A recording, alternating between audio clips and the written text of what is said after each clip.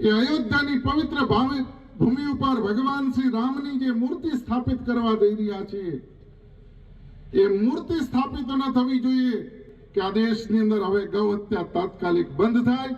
એ મર્યાદા પુરુષોત્તમ ભગવાન શ્રી રામના ઇતિહાસને, મંદિરના ઇતિહાસને ગાવામાં આવશે, પણ એની શરૂઆતની સ્ટોરી એ ગોધરાથી શરૂ થઈને અયોધ્યા પૂરી થશે. અને અયોધ્યાની અંદર પવિત્ર ભૂમિ ઉપર ભગવાન શ્રી રામના મંદિર નિર્માણ થઈ ચૂક્યું છે અને હવે મર્યાદા પુરુષોત્તમ ભગવાન શ્રી રામ પધારવાના છે.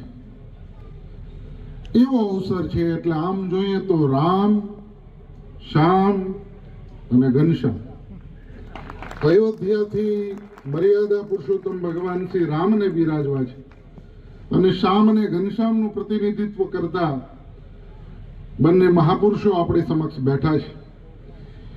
એવી દિવ્ય સભાની અંદર જ્યારે ગોધરા થી અયોધ્યા સુધી પહોંચવું છે, મર્યાદા પુરુષોત્તમ ભગવાન શ્રી રામનું અયોધ્યાની અંદર મંદિર નિર્માણ થશે, ભગવાન શ્રી રામ પધારશે. વર્ષો સુધી એ મર્યાદા પુરુષોત્તમ ભગવાન શ્રી રામના ઇતિહાસને, મંદિરના ઇતિહાસને ગાવામાં આવશે, પણ એની શરૂઆતની સ્ટોરી એ ગોધરાથી શરૂ થઈને અયોધ્યા પૂરી થશે. આ વાક્યની અંદર બહુ મહત્વનો વિષય આવી જાય છે. 500 વર્ષથી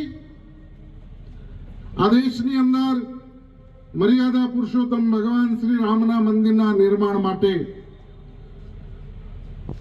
અનેક ભક્તોએ સંકલ્પ કર્યા, અનેક ભક્તોએ પોતાની આહુતિઓ હોમી. એ બધાનું પુણ્ય ફળ 22મી જાન્યુઆરીએ ભગવાન એમાં બિરાજશે અને આપણા સૌના હૃદયને ભાવને પૂર્ણ કરશે. પણ એમાં ક્યાંય ને ક્યાંય કોઈ જે વળાંક આવતો હોય, યુટર્ન આવતો હોય, કોઈ લક્ષ્ય ટાર્ગેટ દેખાતું હોય, તો એવું ટાર્ગેટનો પ્રારંભ મારી દ્રષ્ટિએ એમ કહું છું કે ગોધરાથી થશે. 6 ડિસેમ્બર 1992ના કાર્યક્રમની અંદર ત્યાં સ્થળ ઉપર હાજર હતો અને એ જે માહોલ હતો, એ માહોલનું વર્ણન કરવું એ બે પ્રકારે થઈ શકે, એક ભયથી અને એક ભાવથી. જેના હૃદયની અંદર ભગવાન પ્રત્યેનો ભાવ હતો, એને કઈ મોત નહોતું દેખાતું, એને કઈ બીક નહોતી દેખાતી. અયોધ્યાની ભૂમિ પર એ કાર સેવકોના હૃદયની અંદર હનુમાનગઢીના હનુમાનજી મહારાજ આવીને બેઠા હતા. એક એક કાર સેવકોના હૃદયની અંદરથી જે ભાવ વ્યક્ત થતો હતો, જય શ્રી રામનો નારો લાગે અને એ નારાના બુલંદ અવાજથી જે ચિત્ર ખડું થતું હતું, જે ભાવ વ્યક્ત થતો હતો,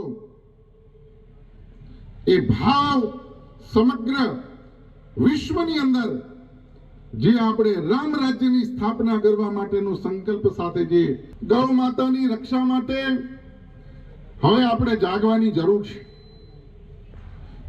ઘણા આંદોલનો થયા, ઘણી બાબતો આ દેશની અંદર અયોધ્યાની ગૌ માતાના રક્ષણ માટે ઘણા આંદોલનો થયા, પણ હવે આપણે જાગૃતિ લાવવાની જરૂર છે. અને હું એવો વિશ્વાસ આજે પ્રગટ કરું છું કે ગોધરાની પવિત્ર પાવન ભૂમિ ઉપરથી જે સંકલ્પથી અયોધ્યાની અંદર ક્રાંતિ સર્જાણી છે, એવી ને એવી ક્રાંતિ આજે જ્યારે પરમ પૂજ્ય લાલજી મહારાજને, પરમ પૂજ્ય વૈષ્ણવાચાર્યજીની ઉપસ્થિતિમાં આપણે બેઠા છીએ, ત્યારે ભગવાનને પ્રાર્થના કરીએ આ મહાપુરુષોથી આપણને એવી શક્તિ મળે ને આપણે સંકલ્પ કરીએ કે આ દેશની અંદર હવે ગૌ હત્યા તાત્કાલિક બંધ થાય અને આ દેશની અંદર ગાયને રાષ્ટ્રીય માતા તરીકે આ સરકાર તાત્કાલિક જાહેર કરે, એવી પણ આપણે અપેક્ષા રાખીએ છીએ.